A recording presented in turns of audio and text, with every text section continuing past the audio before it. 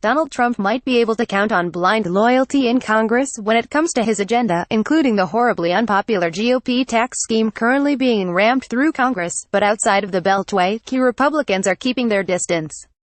That includes 13 Republican governors who refused to assign a letter, spearheaded by Gov. Scott Walker RWI, touting the GOP tax scheme. On Twitter, Speaker of the House Paul Ryan RWI boasted that more than 20 Republican governors signed on to the push. But that means an awful lot of governors refused, an embarrassing development for the GOP, considering that the tax scheme is being touted as the keystone to Trump's thin legislative agenda this year.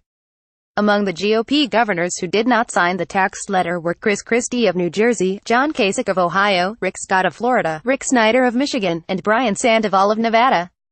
Meanwhile, Phil Scott of Vermont recently announced his opposition to the bill, saying that residents of his state will be on the losing end of the GOP's tax scam.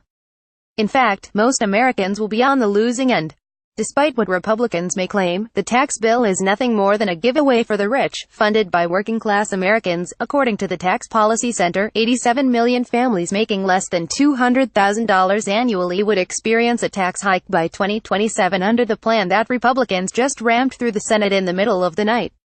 Furthermore, according to an analysis by the Committee for a Responsible Federal Budget, nearly 70% of the tax cuts would go to businesses over 10 years, the Associated Press reported. The rest of the tax cuts appear to favor the wealthy. Perhaps another reason so many Republican governors wouldn't sign Walker's letter is that the GOP scheme could decimate America's safety net, which would impact state lawmakers and governors much more directly than members of Congress. The pending bill is already projected to cut Medicare by approximately $400 billion over the next decade, and Republican members of Congress are already signaling that their next move will be to propose even deeper cuts to Medicare and Social Security.